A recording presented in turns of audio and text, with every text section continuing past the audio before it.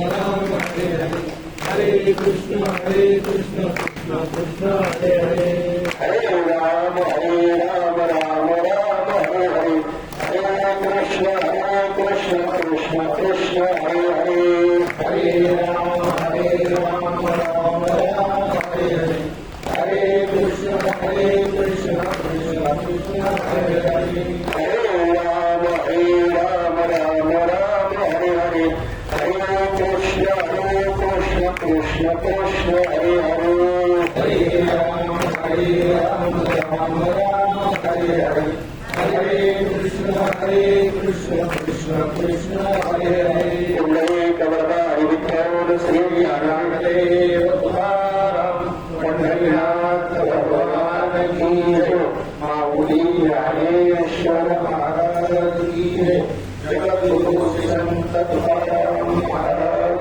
की जय, शांती ब्रह्म एकनाथ महाराज की जय, सद्गुरु सच्चिदानंद श्रीपाद भगवान की जय, सद्गुरु सच्चिदानंद रामदास भगवान की जय, अवधूत चिंतन श्री गुरुदेव दत्त गोपाल कृष्ण भगवान की जय, सर्व संतन की जय, छत्रपति शिवाजी महाराज की जय, धर्मवीर संभाजी महाराज की जय।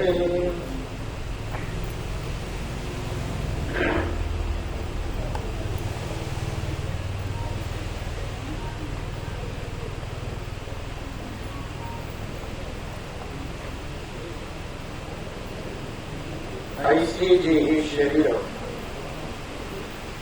हे जे नपवतीच ते नर, जे होऊन गेले अपार स्वरूप माझे, ऐसे जे हे शरीर हे जे नपवतीच ते नर, जे होऊन गेले अपार स्वरूप माझे.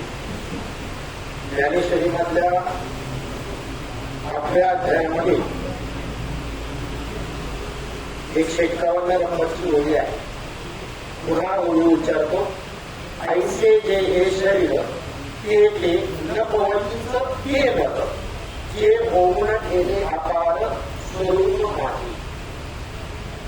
ब्रह्मानंदम परमसुखदम केवलम ज्ञानवानमूर्तिम् द्वन्द्वातीतं गगनसदृशं तत्त्वमस्यादिलक्ष्यम् एकं नित्यं विमलमचलम् सर्वधी साक्षिभूतम् भावातीतं त्रिगुणरहितं सद्गुरुं तं नमामि. नमामि सद्गुरुं शान्तं सच्चिदानन्दविग्रहं पूर्णब्रह्मपरानन्दम् ईशम् आनन्दिवल्लभम्. नमो सद्गुरु तुमया ज्ञानदीपा, नमो सद्गुरु सच्चिदानन्दरूपा, नमो सद्गुरु भक्तकल्याणमूर्ति, नमो सद्गुरु भास्करापूर्णकीर्ति. स्वये भानुगो भानुपराधिता, तयाचा कुळी दीपतु दिव्यकाला, हरिभक्तीला नितारी समजता. नमस्कार श्री संत एकनाथा, श्रीपादनाथं गुरुराजवर्यं मुमुक्षूणां ज्ञानवाणीप्रदर्शनम्. श्रीकोटिक्षेत्रे निवासनम् नमामि वेदान्तविद्यां वरिष्ठम्. सद्गुरुनाथ भगवान की जय. ऐसे जे हे शरीर हे जे नपवतीच ते नर, जे होऊन केले अपार स्वरूप माझे. माऊली ज्ञानोबरायांच्या 8व्या अध्यायामध्ये 152 नंबरची ओळी या ठिकाणी प्रवचन रूपी सेवेकरता घेतलेली आहे. सेवेच्या पूर्वी परिहार द्यायचा म्हणले तर वैकुंठवासी हरिभक्त परायण नामदेव सावळराम सकवे आमचे काका कुटुंबाच्या संबंधानं महाराष्ट्र भूषण गोरवारी हरिभक्ती परायण सचिन बाबा चकवे यांनी आपल्याला संपूर्ण माहिती दिलेली आहे. काय योग असतो की मागच्या वेळेला ज्या दिवशी त्यांना ऍडमिट केलं त्यावेळेला एक दिवसाकरता मी आलो होतो आणि निघालो. निघताना इथे एसटी पकडली. एसटी मध्ये देवराम बाबा सुरानाना आपले चौधरी बाबा आपल्या याची उदापूरची ही मंडळी एसटी मध्ये घेतल्यानंतर विचारलं कुठे चालला तर म्हणजे नामदेव प्रकाराला ऍडमिट केलेले खाड्यावर. योग असतो काही गोष्टीचा की मला त्यांची दर्शन भेट होणार होती. काही लोक लिहिलेले असतील कोणाच्या याच्यामध्ये सांगता येत नाही. त्या पद्धतीनं भेटायला एवढं दूर आलो असतं की नाही याची मला कल्पना नाही. पण योग असतात हे मात्र नक्की. आणि मग घाटाला उतरल्यानंतर भेटण्याकरता गेलो. वास्तविकता मागच्या प्रवचनाच्या वेळेला आपल्या वैकुंठवासी यमुनादेवी ग्रंथकवे आणि वैकुंठवासी कुठले बाबराव सकवे यांच्या संबंधानं सचिन बाबांनी आणि मीही बोलताना जी खंत व्यक्त केली होती तीच खंत याही संबंधाने आहे. लक्षात घ्या. पुन्हा तुम्हाला इशारा देतो ज्याला जिथे आजार असतील ना त्यांनी आपली औषधं गोळ्या व्यवस्थित टाळण्यात घ्यायचा. जेवायच्याही वेळेस सगळं तरी चालेल. बीपीचा त्रास होता कामांना आणि त्यांनी गोळ्या घेतल्या नाही म्हणजे ती स्थिती कुठली करण्याची झाली ही स्थिती झाली. बीपी वाढला आणि त्याच्यानंतर हिंदू मंदिरात घातली गेली. आम्ही भेटायला गेलो त्यावेळेला आयसीयू मध्ये होते. त्यामुळे एक जणांनी भेटत असताना चांगले काय वरती केले अवतार चांगली चालू होती. अगोदरच्या रिपोर्ट मध्ये काही दाखवलेलं नव्हतं. त्यामुळे मी तुम्हाला म्हणलं घाबरण्याचं काही कारण नाही. रिपोर्ट जर ओके तर त्या क्षणाला त्यांना डॉक्टरनी एमआरआय करायला सांगितलं आराम लावला. मग त्यानंतर रिपोर्ट आला की असायची गोष्ट झालेली की जसं सरकारनी परवाना केली की ओळखीच नाही गेले का क्षणभंगूर नाही गर्भता माझे सावध दोरा माया अशा काही नसले मनोदरा पडेल असा पुढे हुशार दोराने गोळ झाला. पुढच्या वर्षाची कोणी कल्पनाच केलेली नाही अजून. इथल्या जीवनातली आम्ही कल्पना करायला तयार नाही, विचार करायला तयार नाही. आम्हाला झालेल्या भागामध्ये आम्ही वागतो. त्या पुढच्या जन्मातलं तो कोण विचार करायला तयार आहे. तुम्हाला जन्म प्राप्त होणार आहे, हे प्राप्त होईल याची चिंता याचा विचार अगोदर करून ठेवला पाहिजे. परमार्थच्या बाबतीमध्ये काय आहे आणि दुसरा संसार करण्याच्या बाबतीत काय आहे हा ग्रंथ परवा देतो भगवद्गीता ज्ञानेश्वरी. या जो मला दोघांचे सारखंच असेल. व्यावहारिक माणसाचं संसारी माणसाचं आणि परमार्थ करणारा अजिबात काही फरक नसेल. संसारी माणसांचा ऍक्सिडेंटली किंवा आजारानं झालेला असेल तर परमार्थ करणारा तर काही वेगळ्या पद्धतीनं होणार आहे देहाचं मरण होतं. असं अजिबात नाही. असं काही समजण्याचं कोणी कारण की नाही. त्याच्यावरून असं समजली करून घ्यायचं कारण नाही की बाबा एवढा परमार्थ केला देवा देव गेला आणि मग का कमेला. आणि ते परमार्थ विषय प्रत्यक्ष मंगळवेळामध्ये बांधकाम चालू आहे. त्या ठिकाणी त्याच्याचं गावाच्या विषयीचं आणि फक्त सोबत मागवा त्याच्या भिंतीखाली वाटला जातो. तुमची आपली गाजराची मूर्ती वाजली नाही समोरून खायची याच्या मनावर अवलंबून नाही. जर कशा पद्धतीनं करता याच्यावर मूर्ती त्याची अवलंबून नाही. आयुष्यामध्ये काय पद्धतीची कर्म केली की ती उपकार केली समाजावरती जनता जनावरावरती. मग तुमचं क्षेत्र कोणतंही क्षेत्र असो. आपलं क्षेत्र आता पट्ट्यावर करत चाललेलं कसं आहे काय सांगायचं आपण सगळ्यांना माहिती किंवा त्या ठिकाणी विषय उपस्थित करणे योग्य नाही आणि आम्ही त्याच्याबद्दल बोलत नाही. त्याच्यापासून आपण सावधान होऊन आपण एक आणि आपण कसं वागायचं एवढंच आपण त्याचा वापर करायचा. त्याचा प्रबोधनाच्या बरोबर प्रचार करून उपयोग नाही. लोकांनी श्रद्धेनं वाचल्याकडे पाहायचं आणि आम्ही मात्र कुणाच्या श्रद्धेला घालवून लागेल असं करायचं ही योग्य नाही. या गतीच्या संबंधाने काही संप्रदायांचं पाठाचं मत असं आहे की मनुष्याच्या जन्माला जातो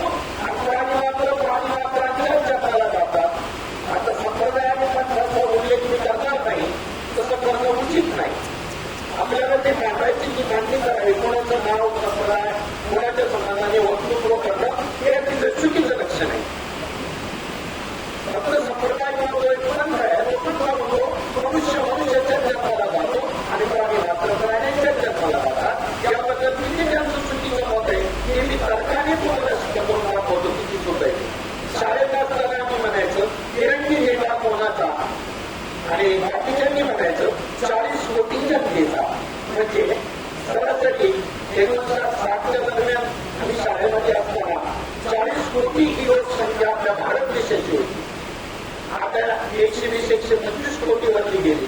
मी या ग्रंथाला असं विचारतो की मनुष्य जर पक्षाच्या जन्माला जातात आणि प्राण्याच्या जन्माला जातात, ही वाढलेली लोकसंख्या कुठून आहे एवढं आम्हाला उत्तर द्या. धन्यवाद आहे तुम्हाला. किती चुकीचे विचार समाजात प्रसारित केले जातात. आधीच पापाला प्रवृत्त होणारी कलियुगात आहे, त्यांना कोणती भीती राहिलेला नाही. आजचा दिवस संध्याकाळपर्यंत व्यवस्थित केला तरी उद्याचं कुणी व्हायले या विचारावर, सार्वजनिक विचारावर माणसाने समाज यायला लागला म्हणून पाप करायला घाबरत नाही. कलियुगाने काही केलेलं नाही. कलियुगाच्या नावामध्ये आम्ही लपतोय दुराचारी माणसं. असं सांगायचं काय नाही, आता कलियुग आहे. अरे असू दे रे दुनियाला असेल, तू बरं आता एकेकाने आपण जर सुधारायचं ठरवलं तर समाज सुधारायला काही लागणार नाही. आता आम्हीच सुधारलो नाही तर तुम्ही कसे सुधारणार? त्यामुळे शेवटी वेळ खायला काम करायचं मी सगळं दाखवून येतो. तो म्हणत असतो जय आणि विजय या दोघांना, त्यानंतर तो जेवण दाखवतो. हम अंग्रेजों की जमाने के जेवर है, तुम अभी तक नहीं सुधरे. मग थोड्या वेळाने म्हणतो अरे जब हम नहीं सुधरे तो तुम कैसे सुधरोगे. विचार करण्यासारखी गोष्ट आहे ना. सुधारणं म्हणजे कोणत्या दृष्टीनं सुधारणं? सुधारणं म्हणजे वाटाणा बांधणं, दोन चार गाड्या आपलं असणं, ते माणसांच्या मागे असणं, हे सुधारण्याचं लक्षण आहे. संपत्ती बरोबरमध्ये असणं हे सुधारण्याचं लक्षण आहे. आणि साधू संतांनी तर किती बरोबर होती जगद्गुरु तुकोबार यांची त्या 16व्या शतकामध्ये 65 लाखाची जागीर झाली होती. नाव पूर्णपणे मोठीने आणि इतिहासामध्ये ग्रंथांमध्ये 750 वर्षानंतर त्यांचा जय जयकार होता संपूर्ण जगतामध्ये. असं काय कर्तृत्व त्यांनी केलं हे आम्हाला लक्षामध्ये घ्यायचे. तुकाराम महाराजांनी त्या ठिकाणी दुष्काळ पडल्यानंतर आपलं सर्व जी काही संपत्ती लोकांना वाटली किंवा जे येणं होतं खतावण्यामध्ये हे सगळं पाण्यामध्ये त्या उडवून टाकलं. पाण्यामध्ये होतं कोणीतरी जिराबाईनेच पुढे गेलं पांडवांना त्यांच्या भावाला. गेला तुम्ही तरी पुढे जा, तुमच्या वाट्याचं मागून घ्या. वाटा वाटला हा त्याचा उद्देश होता पांडवांचा. त्याच्यामध्ये घ्या वाटा मागणं त्याचा उद्देश होता. संपत्तीवर त्यांनी कधीच तुमचे ठेवलेलं असते. एवढे काही शिल्लक विचारायचे नसतात फक्त मंडळी. असं कोणी समजण्याचं कारण नाहीये. जगचे द्यायचा चल, जगचे द्यायचा कदम आणि फिरायचा जगची कमी न वचन विचार. त्याच्यामुळं म्हणजे अरे माझ्या वाटायचं तर मी शिकलं नाही. आता मी ना तेव्हा थोडंसं वाचलं काहीतरी संगोपनाचं पोट वाढलं हे तर ते सुद्धा पाण्यात बोलून टाकलं. आम्ही बी पाण्यात बोलू, आमच्या खात्याने बी बोलू. पण कोणत्या माहिती का त्यांनी लोकांसाठी येणं होतं ना लोकांचं त्याच्या बोलवल्या. आम्ही बोलवू यायचं असेल लोकांना त्या नेहमीच्या बोलू. एवढा त्यांच्या तर आमचा फरक आहे. म्हणून त्यांचं जे नाव होतं त्याच्यावर आपलं नाही होता. राजकीयपर्यंत आपल्याला दिवसापर्यंत राहील आपल्या नावभोवती काय प्रत्येक बोलावून करत असं म्हणून याच्यापेक्षा मोठं काही माहीत नाही. आणि नावलौकिकावर सुद्धा काही परमार्थ नाही.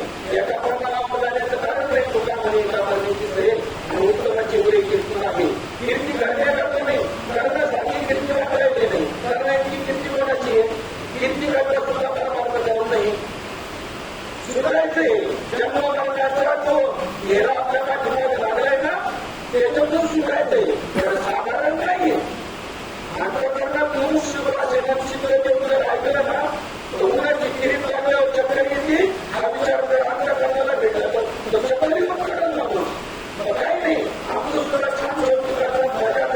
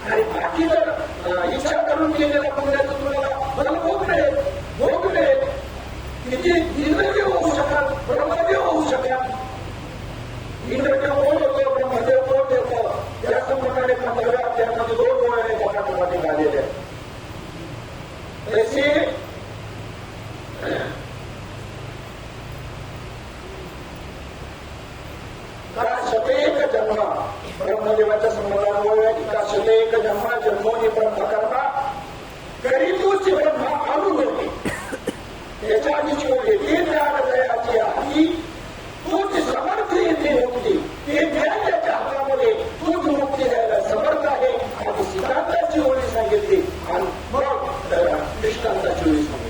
इतर ठिकाणी अगोदर दृष्टांत आहे पण इथे सिद्धांत द्यायला सांगितला आणि मग दृष्टांत सांगितला. तर त्या दृष्टांतामध्ये इंद्राचं वर्णन केलं.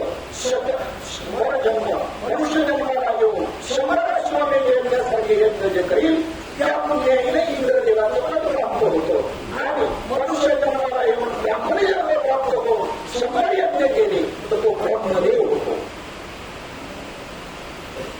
आपण लेखित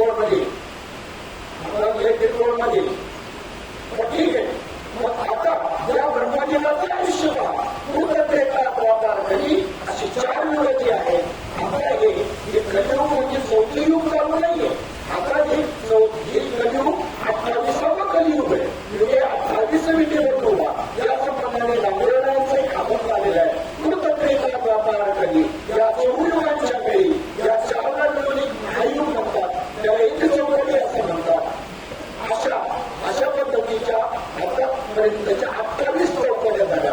नवनाथ ग्रंथामध्ये आणि त्या ठिकाणी पश्चिमनाथ आणि हनुमंतराय या ठिकाणी हनुमंतराय आणि रामाचा संवाद आहे. हनुमंतराय आणि रामाचा संवाद. रामप्रभू म्हणतात हनुमंतराय तू नव्याण्णवा राम आहेस आणि मी 99वा राम आहे आणि तू 99वा हनुमंत आहेस. कितवा? 99वा. हा बोलायला पाहिजे तर नवनाथ ग्रंथामध्ये. म्हणजे आता जे युग चालू आहे ते 28वा कलियुग आहे किंवा 28वा. आता अशा पद्धतीच्या भूतत्रेता द्वापारकाली अशी एक चौकडी, अशा 1000 चौकड्या हा ब्रह्मदेवाचा एक दिवस आणि तशाच 1000 चौकड्या ब्रह्मदेवाची रात्र.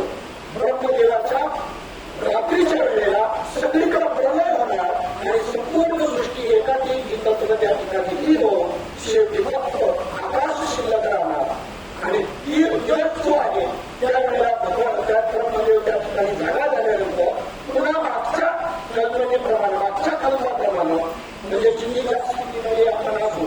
आता या स्थितीमध्ये समजा जर त्या ठिकाणी प्रलय झाला तसं काही कोणी बातमी नाही, घाबरून राहू नका. प्रलय झाला आणि या स्थितीमध्ये आपण त्यावेळेला तिथे असणार.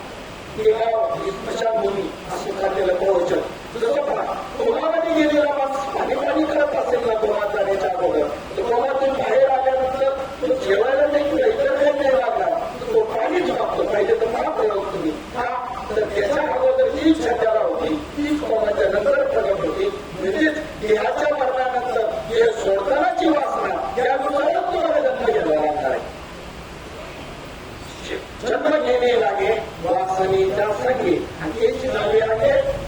त्यावेळेला आम्ही वासना करू असं जर ठरवलं तर त्यावेळेला चिडिया चुकले आकाश टाकीच्या फायदा चिमणीने सर्व शेत खाऊन टाकलं आणि आता राखणारा निघाला.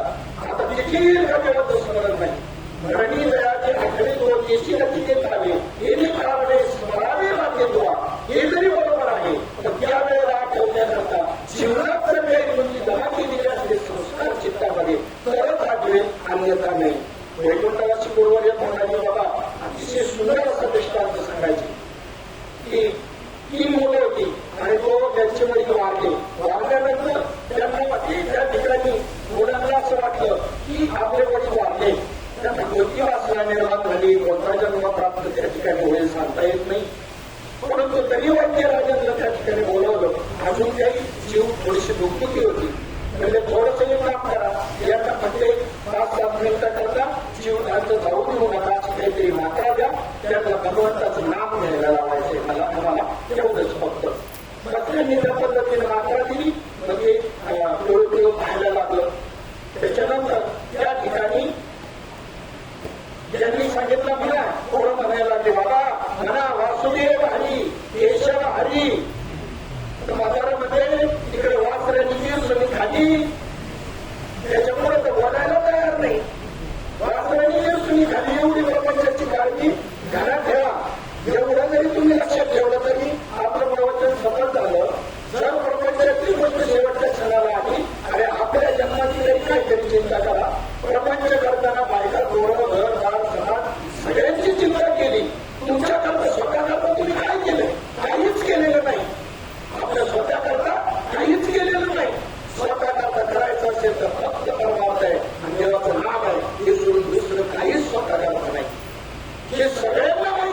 त्यांच्या सुधारीचा बोर्डाही कुणी घेऊन जात नाही, तरी सुद्धा उद्योग आमचे काय चालले, ज्याच्या त्याच्या मनाला विचारून काय, मी पहिलं माझ्या मनाला विचारून पाहतो, मी कसं चाललोय का, तुम्हाला बोलायचं मला अधिकारच नाही काय, विचार कर ना. युधिष्ठिरला यक्षाने प्रश्न विचारला होता, पाणी पिण्याकरता तहान लागली म्हणून गेले पाची पांडव, जात असताना अगोदरची 4 पांडव गेले, त्यांनी त्यांची परवानगी न घेता आणि पाणी पिल्यामुळं त्या यक्षाच्या शापानं त्या ठिकाणी 4 पांडव मृत्यूमुखी पडले. परंतु युधिष्ठिर गेल्यानंतर त्या यक्षाने सांगितलं, माझी आज्ञा त्या पाण्यात पाहता तुझे भाऊ पाणी पिले म्हणून त्यांना मृत्यूदंडच घ्यावा लागला. मी तुम्हाला प्रश्न विचारलो, त्या प्रश्नाचं उत्तर द्या आणि मगच हे पाणी प्या, नाहीतर त्या तुमच्या भावांसाठीच तुमची गती होईल. त्यावेळेला ठीक आहे विचारा प्रश्न. त्याने पहिला प्रश्न विचारला त्या ठिकाणी हा की जगातलं सगळ्यात मोठं आश्चर्य कोणतं. त्यावेळेला युधिष्ठिराने सांगितलं की या ठिकाणी रोज मृत्यू आपल्या देहाच्या पाठीमागे चाललाय लागलाय, असं असताना सुद्धा अमर झाल्याच्या भागामध्ये माणसं लागतात, हे जगातलं सगळ्यात मोठं आश्चर्य आहे. गेलीच मुखात त्याची नोंद नाही, गेलीच मुखात नोंद आहे कशाची, याची नख किती लांब, त्याची केस किती लांब, बघा तरी कुणीकडे घेऊन चालले आपल्याला. गेलीच मुखात हे आश्चर्याची नोंद राहायला पाहिजे. मध्ये याच्यामध्ये याला तुकोबांनी प्रमाण केलं, एक एकाची 5,000 पिलं होती, सावध त्या गुन्हे कार्य म्हणा किती जणांना पोहोचवला आपण आतापर्यंत, गेले त्यांचं सोडा, उरलेलं मी ध्यानात घ्यायचंय काहीतरी, गेलेल्या करता उपचारातच होते, त्यांचं चाललं शेवटचा विधी जो आहे हे गेले लागले होता. त्यांच्या सूक्ष्म देहाच्या गती करता, गती जी आहे ही सूक्ष्म देहाला, स्थूल देह इथेच पडतो. सूक्ष्म देह जो आहे त्या सूक्ष्म देहाला वासना आहे आणि ती वासना हरिरूप झालेली आहे त्यांच्या आधीच, राहिलेली नाही. तेव्हा येतो नवे ज्ञानवादीच्या नव्या अध्यायांना, जे मरण आहे ते सगळे मरसे मिळवून येते, ते मरण आणि इकडे खाती गेली. या देहाचं मरण यायच्या अगोदरच तुम्हाला येऊन मिळाले, या देहाच्या मरणानंतर आणि कुठे जातील. अरे म्हणजेच गॅरंटीने सांगितलं भगवंतानं, आणि कुठे न जाता मला येऊन मिळतील. नव्या जाती श्लोक आहे, यांत्री देवरला देवांत्री त्रयांत्री पितृवता भूतानी यांत्री उत्तेजा यांत्री मध्या शिवोत्मान. जो पितरांची मतं करतो तो पितृलोकाला प्राप्त होतो, देवतांची उपासना करणारा त्याच्या देवलोकाला प्राप्त होतो आणि माझी उपासना करणारा मला मिळतो. सांडवणे भजन भागवतामध्ये उभी आली, इंद्रादी देवांची काही प्राप्त ते देव मृत्यूग्रस्त पूर्ण त्याची बरोबर आली, तेच मरते इंद्र तर माझा मरण मरते असलेलं माझं मरण ते कसं काय निवारण करू शकतील म्हणजे त्यांचं आयुष्य मोठं एवढंच, त्यांचा ब्रह्मदेवाचं त्यांचं आयुष्य मोठं एवढं. मरणजीवाजी मी असता जेणे मी करावे खंडू सुद्धा ते पुण्य ऐसे म्हणतात, जीवन तुझे काही किती खरं भाषा बोलली मी वापरली का, पुण्य कशाला म्हणावं, माझ्या संबंधाने भक्ती करत असेल आणि फक्त त्याला पुण्य म्हणतो. बाकीच्या गोष्टींना आम्ही पुण्य हे नाव देतच नाही. तिथून तिथून सर्वांनीच असताना आणि मी पुण्य कर्म करतो असा अभिमान धारण करणाऱ्याला असं मी विचारतो मौली म्हणतात की माझी माझी मी असत आहे अर्जुना, तिथून तिथून सगळं मीच असताना जेणे मी करावे म्हणतो सुद्धा त्याचा विचार न करता, माझ्या स्वरूपाचा विचार न करता आणि पुण्य कर्म करतोय, तर त्याची पुण्य असे म्हणतात. जीभ तुझे काय त्याची त्याला पुण्य म्हणताना त्याची जीभ कशी उठत नाही. मौली जनावरांनी कडक शब्द वापरलेत म्हणजे आपल्या हिताकरता वापरले, त्यांचा स्वभाव तसा नाही. साच आणि मवाळ मिथुली आणि रसाळ शब्द जसे कल्लोळ अमृताचे असे आम्हाला बोलायला सांगतात. माऊली जनावर बोलायचं झालं तर असं बोला, पण मग असं करत का बोलतात तर ते कारण बोलण्यामध्ये सुद्धा आपलंच येते. आई वडिलाला म्हणत असते मेल्या तिकडं पुन्हा बोलू तिकडे सावलीवर म्हणजे भर म्हणणे कसं म्हणणे, भर म्हणणे कसं म्हणणे, आईचं ते म्हणणं भर तिकडं म्हणण्यात भर म्हणणे कसं म्हणणे. उद्देश काय आहे, सहज म्हणणंच आहे, भर म्हणणं नाही तरी भर तिकडं उकडे काही म्हणतील काय जागा आल्यामुळे भर तिकडं नको बरोबर इकडं बोल, पण इकडं भर म्हणजे कर हे संतांचं म्हणणे. ऐशी कळबळ्याची जाती आणि कधी लाभावी न प्रती. संत आणि पतिव्रता स्त्री एक जरी संत आणि एक पतिव्रता स्त्री जर या भूतलावर असेल तर शास्त्र सांगतो त्या जगाचा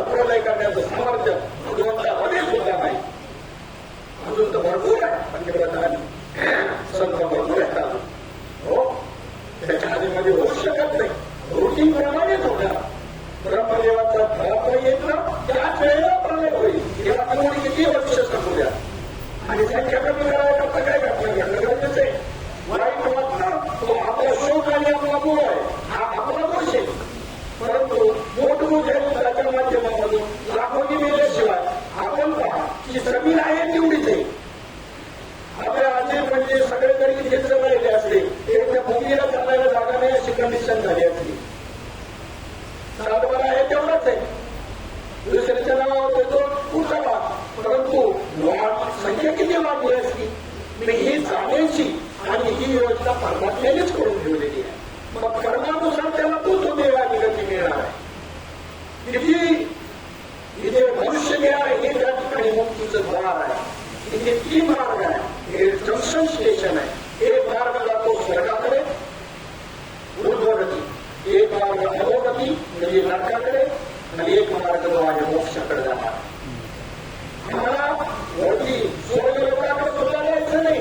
आता पुण्याची पावती सगळीची इंद्रपणाची उभी वाटरे येऊ लागत इमानारे मृत्यू लोका.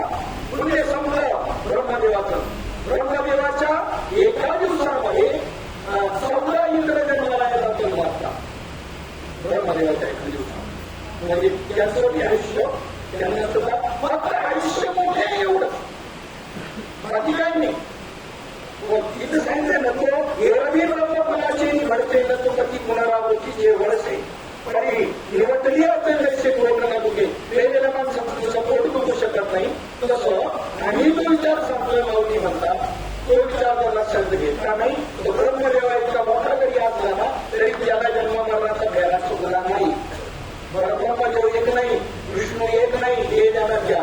आपल्या ब्रह्मांडाचा ब्रह्मदेव विष्णू आणि भगवान शंकर हे स्वतंत्र तसे अनंत ब्रह्मांड या आकाशात आहेत आणि तिला अनंत ब्रह्मा विष्णू यायचे माहीत नसेल पाहिजे असतील तुम्हाला तर वरळीच्या रंगांमध्ये आहे वरळीला तिथे जाऊन पहा तुम्हाला काही ब्रह्मांड आकाशाच्या दुर्बिणीच्या माध्यमातून दिसतील. जरूर जाऊन पहा म्हणजे लक्षात येईल की आपलं त्याच्यामध्ये पुढे दिसतोय का आपण दिसतोय का.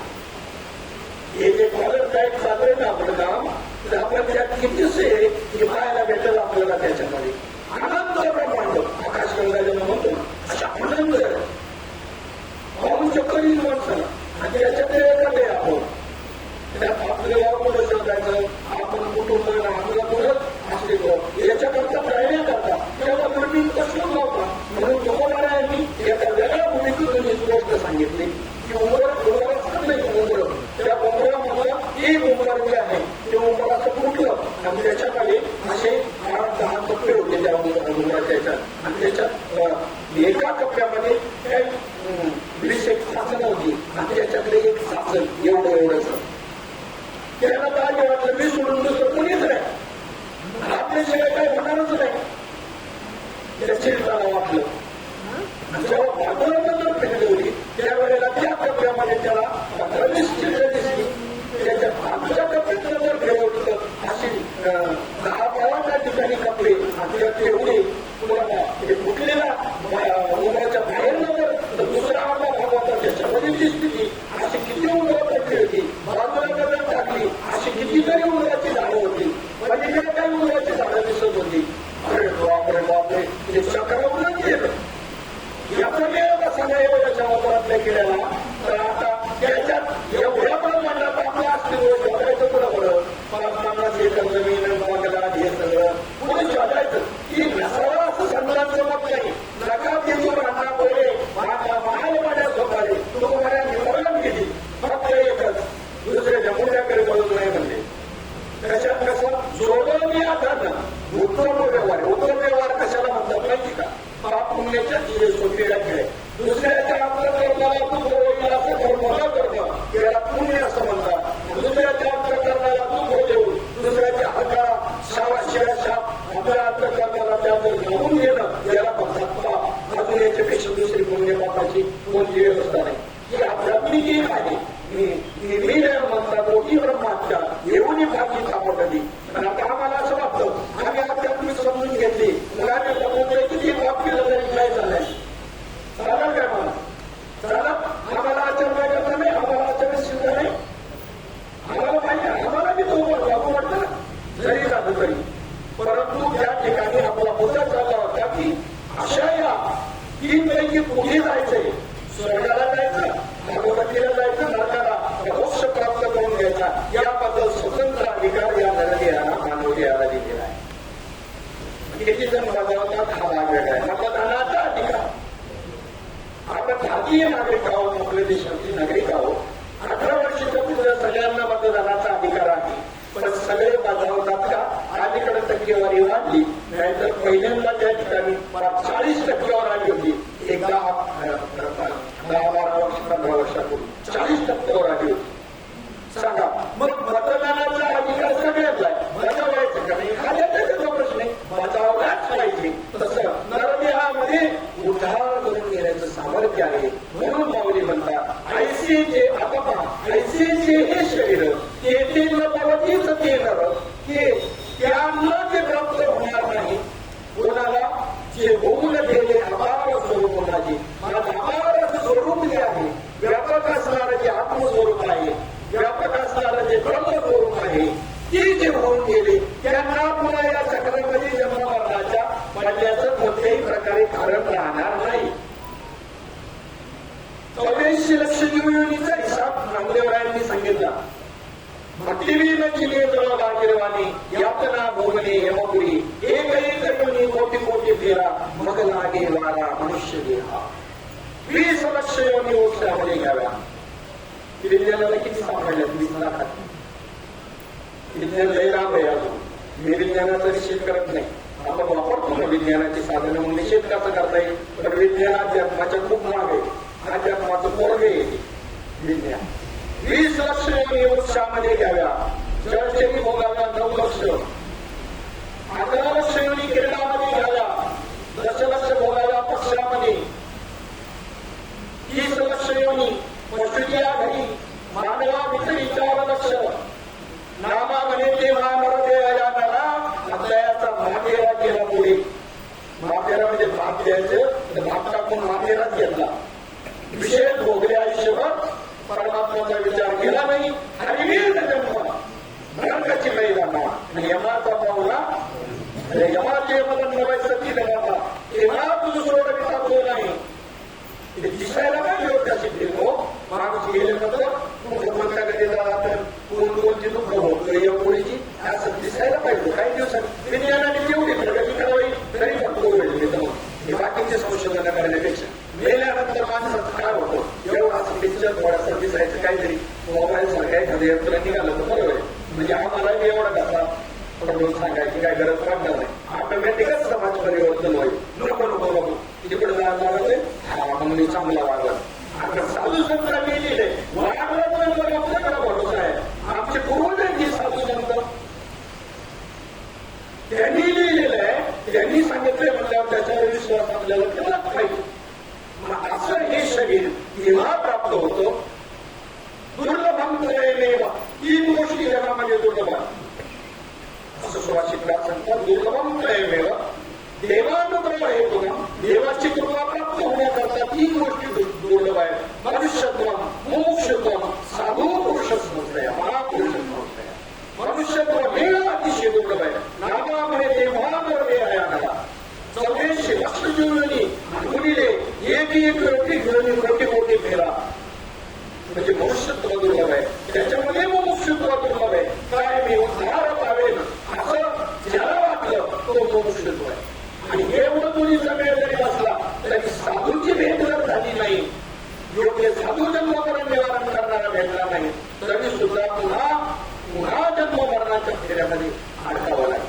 पुनरपि जननम पुनरपि मरणम पुनरपि जननी जठरे श्रेयम ये संसारे खलुस्तारी कृपया पारी पाही मुरारी भज गोविंदम भज गोविंदम भज गोविंदम मोडमत. अशी हे योग चक्र आहे. तर हे पडणार आहे चक्र. राजाला भेटायला मला गेलेला आहे. कोणा तरी विचारलं मला रस्ता सांगा. ते सांगितलं काही चिंता करण्याचं कारण नाही का? तुम्हाला सांगितलं कोकणात बांधलेलं आहे ना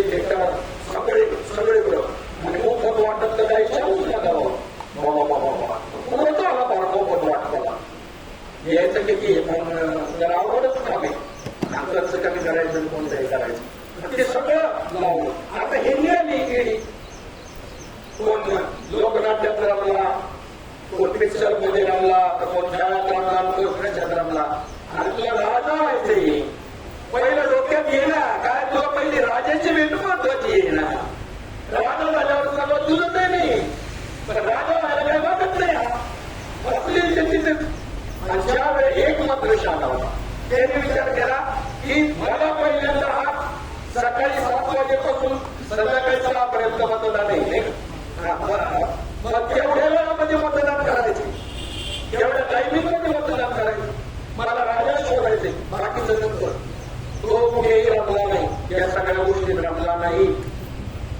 आणि डायरेक्ट राजाला शोधलं राजाने त्याला आपला उत्तराधिकारी म्हणून डिक्लेअर केलं हे बाकीची फसपावली नंतर आता सांगा मला आता चिडिया चिमणी घेत पचता की क्या फायदा चिमणीने सगळं शेत खाऊन टाकून आता काय राखण करतो आपलं हे जे शरीर या ठिकाणी औषधीरूपी शरीर जे आहे हे या ठिकाणी आपल्याला जे प्राप्त झालेले ते केवळ जन्म मरण त्या ठिकाणी बाजूला करण्यात आलं आणि आपल्या स्वरूपाची आपण ओळख करून घ्यावी स्वरूप म्हणजे काय हे आपलं स्वरूप नाही हे साधन दिलेले आपल्याला त्याच्यामध्ये जो आत्मा आहे तो आत्मा जे आहे तो आत्मा आणि आत्मप्राप्ती करून घेणं म्हणजे स्वरूपाची प्राप्ती करून घेणं ज्याने त्या आत्मस्वरूपाला प्राप्त केलं त्याला पुन्हा या जन्ममरणाच्या फेऱ्यामध्ये पडण्याचं कारण नाही ऐसे जे हे शरीर ते न भवती ते नर कोणते नर जे होमला गेले अपार स्वरूपाचे जे माझं हे सगळं स्वरूप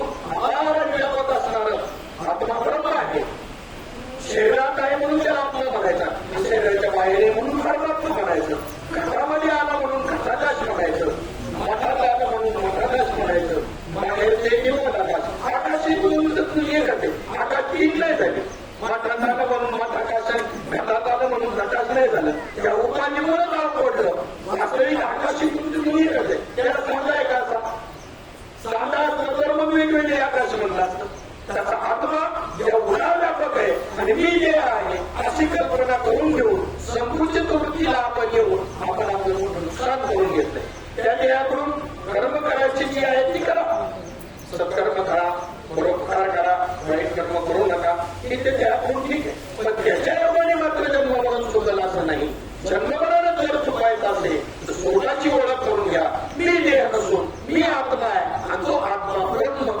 स्वरूप आहे श्लोकार्थेन प्रवक्ष्यामि यदुक्तं ग्रंथकोटिभिः विवेक चूडामणीमध्ये आद्य शंकराचार्य सांगतात ब्रह्म सत्यम जगन मिथ्या जीवो परब्रह्मैव नापरः मग या देहाची स्थिती सांगितली हे काळमेळाच्या तोंडी घातली दोन्ही याची उंडी माशी पंख पाखडे तव हे सरी माशी फडफड करत नाही तेवढा देह पडतोय घास हातात घेतलेला पोटात जाईल की नाही चिंता नाही आजची कंडिशन बिकट आहे म्हणून अतिशय कळवयापोटी माऊली ज्ञानोबा या ठिकाणी आपल्याला ओळखून सांगतात की तुम्हाला पण या जन्ममरणाच्या फेऱ्यामध्ये जीवाला जर पडायचं नसेल तर त्यांनी स्वरूपाकार होऊन जा साधू संतांना शरण जा संप्रदायिक असणारे साधू संत त्यांना शरण जाऊन त्यांच्याकडून हा मार्ग प्राप्त करून घ्या आणि पुन्हा जन्ममरणाला यावं लागणार नाही ऐसे जे हे शरीर ते नभवतीच ते नर जे होऊन ठेले आता स्वरूप माझे वैकुंठवासी नामदेव सावळे राम सकळे यांच्या या दशक्रिया विधीच्या निमित्तानं प्रवृत्ती सेवा करण्याचा प्रसंग आला थोडासा वेळ आपला जास्त घेतला असेल मी परंतु आता काही कामं नाही कोणाला म्हणून थोडस 10 मिनिटं मी जास्त घेतली माझ्या हिसाबापेक्षा नाही तर 30-35 मिनिटांच्या पुढे आम्ही जात नाही सर्व क्षेत्रातले मान्यवर मंडळी उपस्थित असतात त्यांनाही आपल्या भावना व्यक्त करायच्या असतात पण आता कोणतं काम नाही त्यामुळे थोडासा वेळ घेतला आपला या निमित्तानं सामाजिक क्षेत्रातले धार्मिक सामाजिक शैक्षणिक कृषी सहकार क्षेत्रातील अनेक मान्यवर या ठिकाणी उपस्थित आहेत या सर्वांचे या ठिकाणी सुस्वागतम विशेषतः एक उल्लेख मी या ठिकाणी जरूर करीन की संपूर्ण जुन्नर तालुक्यात वाड्या वस्त्यावरती स्मशानभूमी त्या ठिकाणी असताना सर्वात उशिरा स्मशानभूमी जर कुठे झाली असेल तर या पारगावमध्ये जाईल. सर्वात उशिरा आणि त्या संबंधानं अनेक राजकीय क्षेत्रातल्या मान्यवरांचं या ठिकाणी आपल्याला सहकार्य आहे. शेडच्या दृष्टीनं असो या बांधकामाच्या दृष्टीनं असो त्या दृष्टिकोनातून आपल्याला या ठिकाणी ज्यांनी मदत केली त्यांचं या ठिकाणी मी हार्दिक अभिनंदन करतो सर्व ग्रामस्थांच्या वतीनं आणि मी माझ्या या प्रवचन रूपी सेवेला या ठिकाणी विराम देतो. कुंडली कवरदा विठ्ठल श्री ज्ञानदेव तुकाराम माऊली ज्ञानेश्वर महाराज की जय. सद्गुरुनाथ भगवान की जय. विठ्ठल विठ्ठल विठ्ठल विठ्ठल विठ्ठल विठ्ठल विठ्ठल विठ्ठल. कुंडली कवरदा विठ्ठल श्री ज्ञानदेव तुकाराम माऊली ज्ञानेश्वर महाराज सद्गुरुनाथ भगवान की जय. धन्यवाद.